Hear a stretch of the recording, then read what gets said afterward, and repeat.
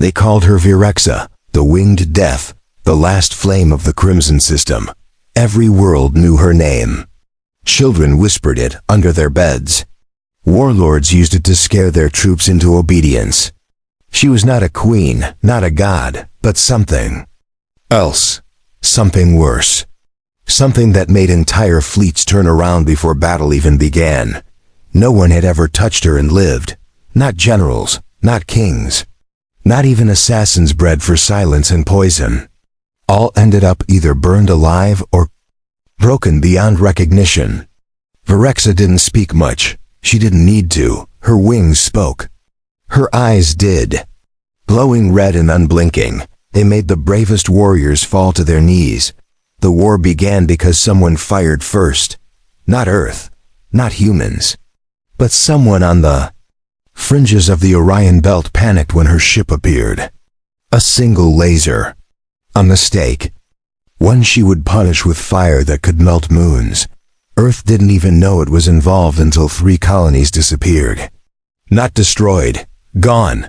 Vanished into black glass and silence. No distress signals. Just empty fields of radiation, and ash where cities once stood. And then the message arrived. It wasn't a message of peace, nor a warning. It was an image. A transmission from Virexa herself. Standing alone on a hill of scorched bones, blood dripping from her armor, she said. Nothing. Her eyes did the talking. The message was clear. Earth was next. The Council of Nations tried to negotiate. Ships were sent with peace treaties, gifts, technology, even art. Nothing worked. The ships never returned. Only their shredded hulls floated back in escape pods like broken puzzle pieces. Humanity had one last move. One last attempt before they accepted extinction. They didn't send a warrior. Not a diplomat. Not a weapon. They sent a healer. A man. Named Daniel Reyes. A man who had never lifted a gun. A man who had only one talent: fixing broken things. Daniel arrived not in a warship, but a medical craft. No weapons. No armor. Just scanners, supplies, and something he called hope in a box. When he landed on the last known world she visited, even his I begged him to leave. She came to him in fire. Her wings stretching wide across the sky, casting shadows over the mountains. He stood there, unmoving. Every camera on Earth watched. As she landed before him, her red armor was still wet with blood. Her claws were sharp. Her eyes were pure flame, but Daniel didn't bow. He didn't scream. He didn't run. Instead, he stepped forward and raised his hand. It shook, but he didn't pull back. He whispered, "You're not just fire, you're hurting." She narrowed. Her eyes. For the first time, someone saw through her rage. And touched her. She didn't kill him. Not that day. Not the next. Instead, she watched him work. She watched him bandage the wounds of her own soldiers, creatures who had feared her more than the enemy. And yet Daniel tended to them like family. He taught them to breathe through the pain. Virexa didn't speak to him for 6 days. But she followed him, observed him, tested him, burned his camp twice, sent beasts into his tent at night. He passed each test not with anger, but calm.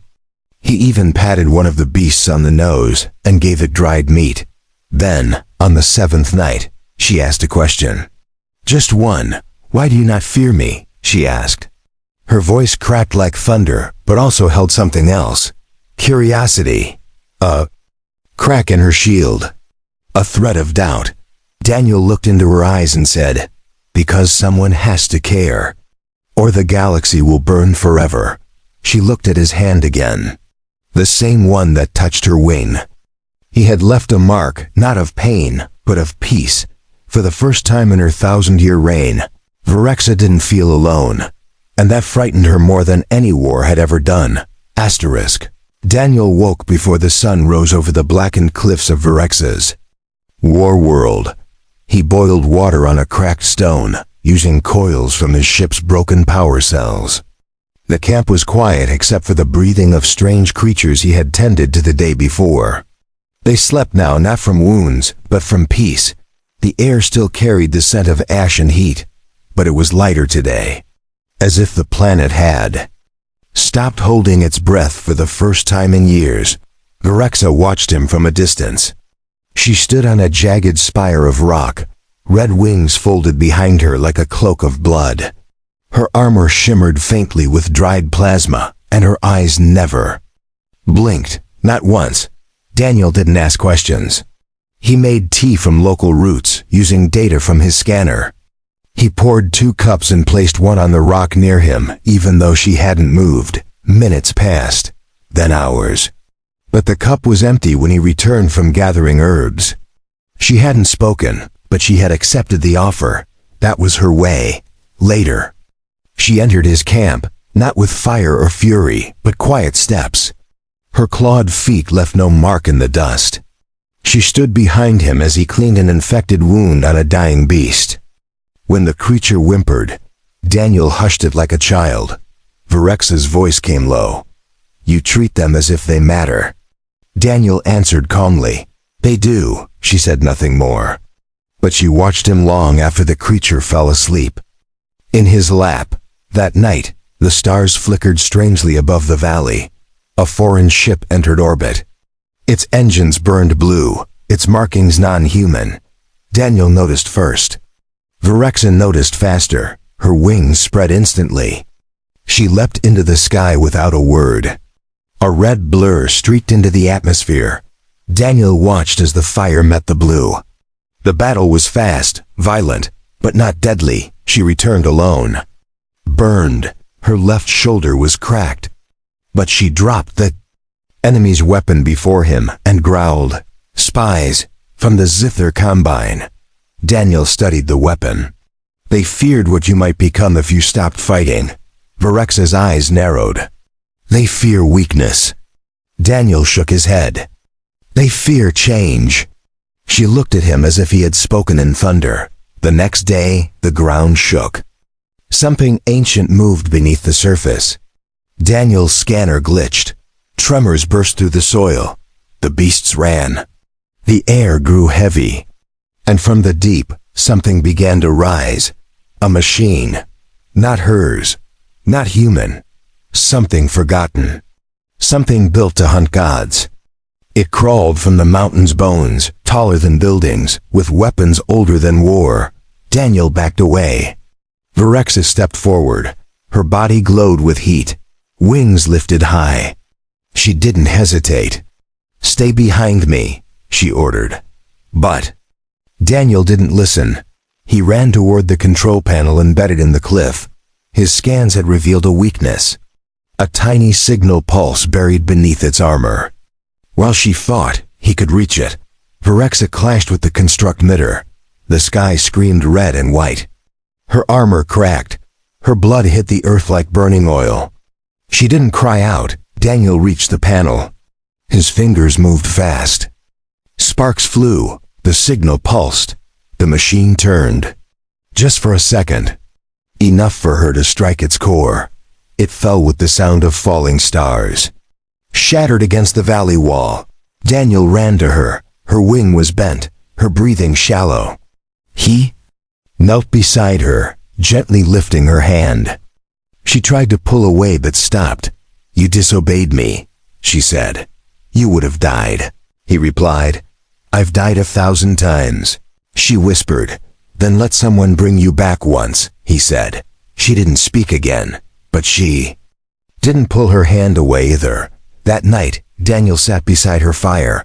He boiled water, added crushed leaves, offered her a cup.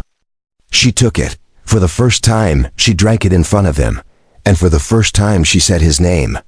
"Daniel." He looked up. She didn't explain why. She didn't need to, because that one word meant something had changed, not in the galaxy, not in the war, but in her.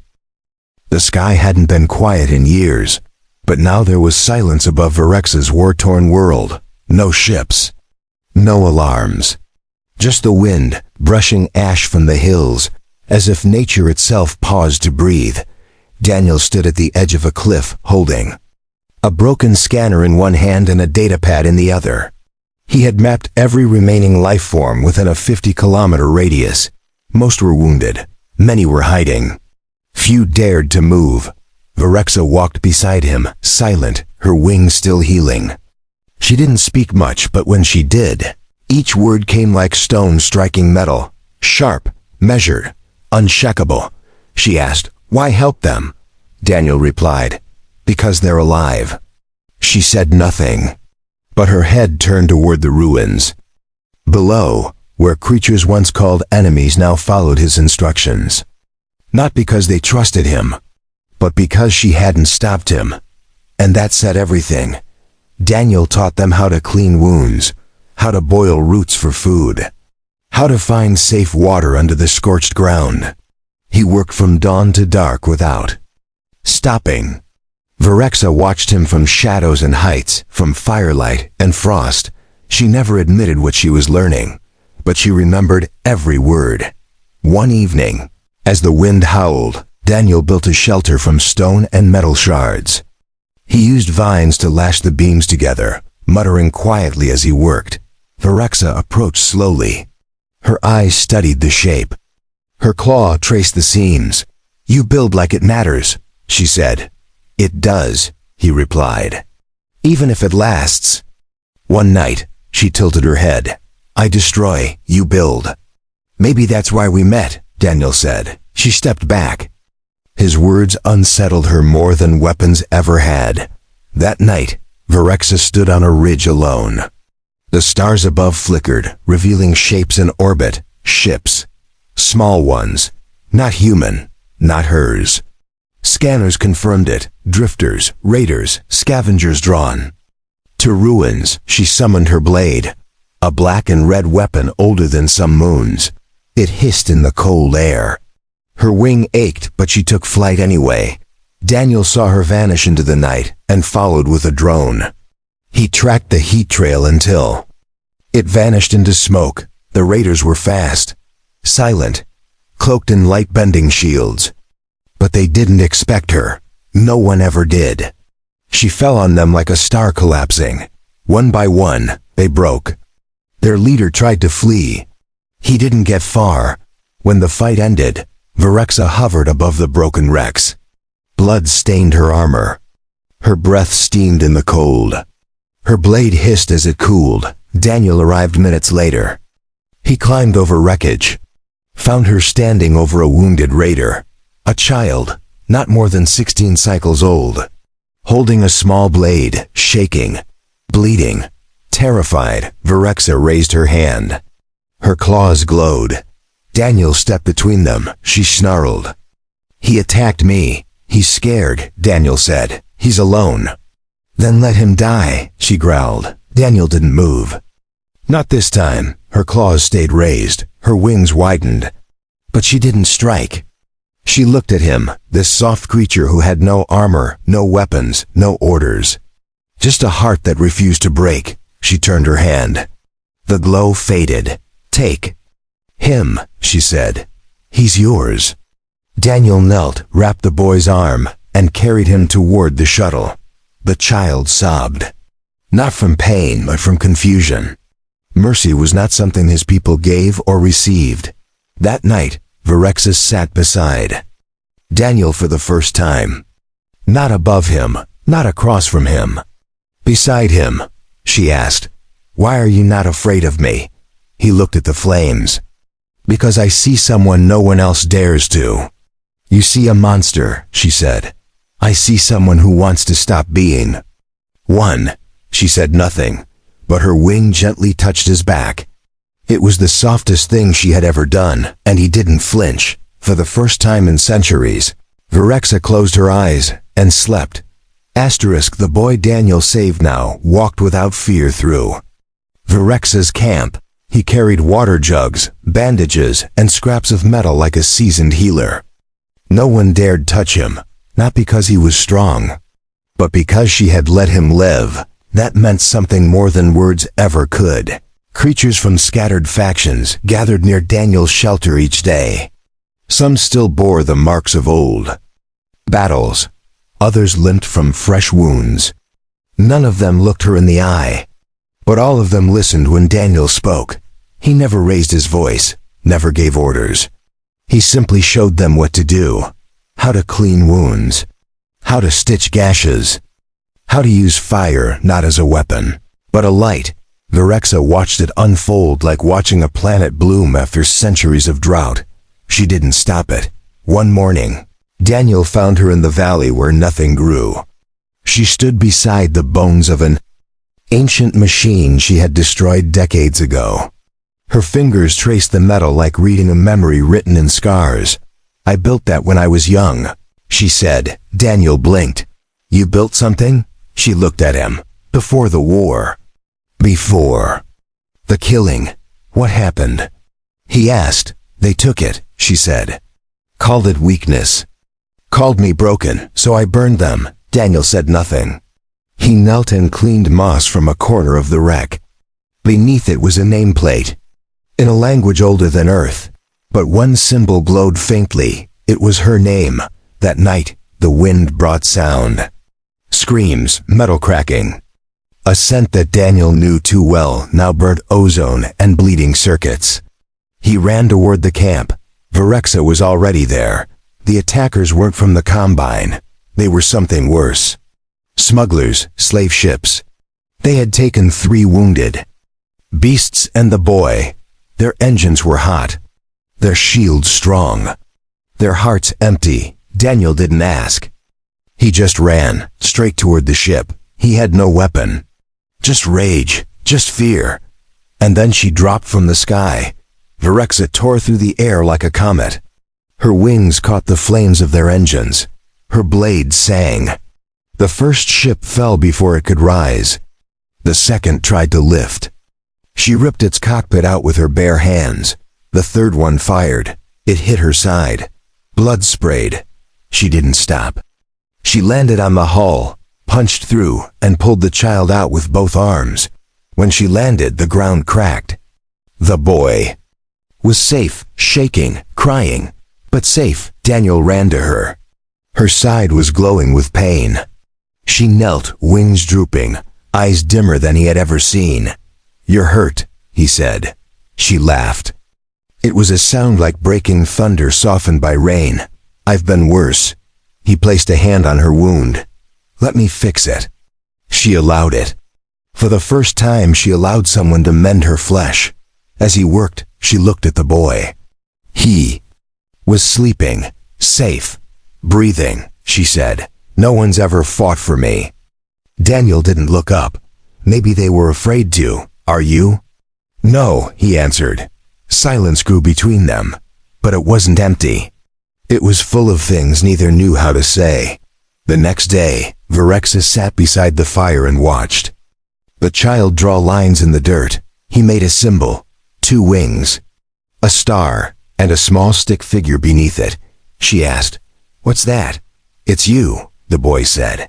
"And him." "Why?" "Because you're not scary anymore." Virexa didn't answer. She didn't know how to. Later that night, Daniel stood at the edge of the ridge. He looked up at the stars. Something had changed in her. And in him, the fire she had used to kill now warmed the wounded. The wings that had brought terror now cast shade over the helpless. He didn't say it aloud. But he knew she was healing, and she didn't know how to stop it. The stars shifted that night.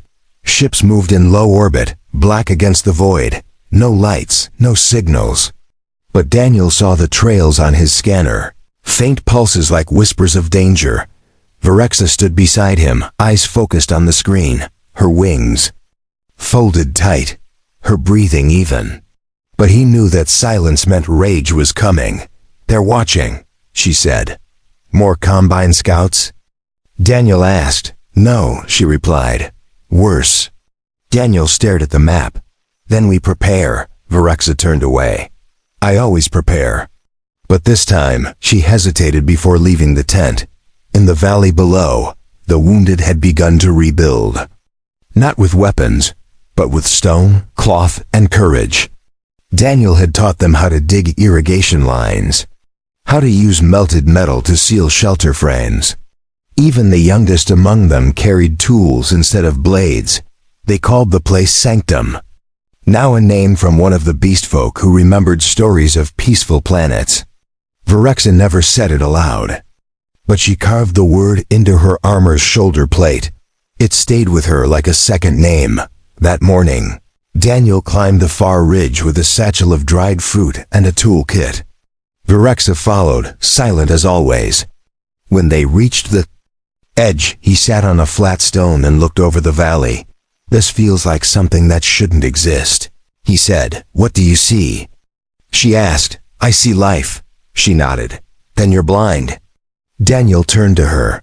"What do you see?" "Targets," she said. "Weak points, entry paths for airstrikes, blind spots in defense, vulnerable clusters." Daniel didn't flinch. "That's not what you really see." She met his eyes. "It's all I've ever been taught to see." "Then it's time someone taught you something else." Virexa looked away. For a long time she didn't speak. Then she whispered something Daniel barely heard. "No one ever taught me how to stay." That single sentence hung between them like gravity. It pulled everything down. Even the sky felt lower. At night the stars vanished. It wasn't clouds. It was ships, hundreds, maybe thousands. The sky became a black ocean of steel and fire. The Combine had arrived. Alarms sounded across the camp. Creatures scattered. But they didn't run. They held their ground. The wounded stood with shields. The young carried supplies. The old guarded the gates. Daniel stood in the center, holding a flare beacon. He didn't carry a weapon. He wore no armor. He simply waited. Virexa rose above the camp. Her wings lit with fire. Her blade drawn. Her eyes burned with the fury of 1,000 wars. But inside her chest, something cracked. Daniel sent a signal. A wideband transmission across every known language code. The message was clear. "We will not run. We will not bow. We are not your prey. This is sanctuary." The Combine responded with silence. Then the sky opened. Dropships fell like meteors. Engines screamed. Cannons charged. But before a single shot was fired, Virexa launched. She tore through metal like silk. Ships exploded in waves. Fire rained over the cliffs. The air turned red, but she never struck the ground forces. Not once, because she knew what this meant. She knew what they wanted. They wanted her. Daniel realized it before anyone else. He ran to the old transmitter buried beneath the cliff. He activated the relay. It flared with ancient codes only high-ranking Combine minds could hear. "I am here," the message said. "Come for me alone." Virexa landed behind him. "You're giving them what they want," she said. "I'm giving them what they fear." Daniel replied, "A choice." She looked at him like he was breaking in front of her. But he wasn't. He stood straighter than ever before. "They won't stop," she warned. "I know." "And you'll die," she said. "Then I'll die standing beside the only fire that ever cared if I burned." Her eyes widened. Not from rage, but something older. Something buried deep. She reached forward and placed her clawed hand on his chest, not to strike, but to feel his heartbeat. Then she said the words she had never spoken to anyone. "I'm not afraid anymore." The Combine fleet prepared to fire. Virexa spread her wings. And for the first time she didn't rise to destroy. She rose to protect. The sky was no longer a sky, it was a war machine. A layered storm of metal and death, stretching from horizon to stars. The Combine ships formed rings like jaws, preparing to bite down and erase everything below. Virexa hovered high above the valley, her wings stretched wide. She faced the fleet. Alone. Flames curled from her back, not as a weapon, but as a warning. Daniel stood at the center of Sanctum, surrounded by frightened eyes. The wounded, the children, the beasts, the broken. All of them waited. He didn't speak. He didn't move. But he knew what would come. The Combine hailed them. The voice was cold, mechanical, without emotion. It said only one word: surrender. Virexa responded by flying higher. She climbed until her figure became a spark against the blackness. The Combine fired a test beam, a low sweep across the ridge. It missed on purpose. Daniel stepped to the transmitter and answered the call. "She doesn't surrender, not anymore." The voice replied, "Then we will make her." Above, the first volley of light erupted. Turrets rotated. Beams formed, missiles launched. The atmosphere shimmered with destructive intent. But Virexa moved. She weaved through the blast like a falling star. Her armor cracked, her wings split. Blood spilled into the sky. But she didn't fall, she tore. Through two lead ships, not to kill, to disrupt, to delay. She knew she couldn't stop them all. But she didn't need to, because something unexpected happened. The beasts below began to howl, not in fear, but in unity. One by one, they stepped forward. Each one raised weapons crafted by Daniel's hands, not forged to kill, forged to defend. The child Virexa saved held up the beacon she once shattered. It pulsed with a red light, and across the camp, creatures raised torches, flares, lights, anything to be seen. They made a symbol in the valley. A giant image that burned bright across the terrain. Two wings, a flame. And beneath them, a hand reaching up. From orbit, it looked like a message, a declaration. She is not alone. Virexa saw it through the smoke, and for the first time in her long blood-soaked life, something changed. She didn't fight harder. She fought differently, not like a weapon. Like a guardian. Every move was to shield, not to destroy. Every strike was to divert, not to erase. Daniel sent one more message. If you come for her, you come for all of us. The Combine paused. It was a pause long enough for Virexa to strike the command ship. She didn't destroy it. She flew into its bridge and landed without violence. They aimed weapons at her. She did not raise her blade. She said only one thing: "This ends now," and they listened. Not because they feared her, but because they saw her for what she had become, not the winged death, but the flame of mercy.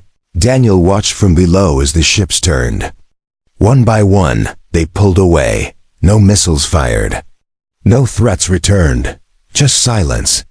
A silence that felt like respect. Virexa landed beside him.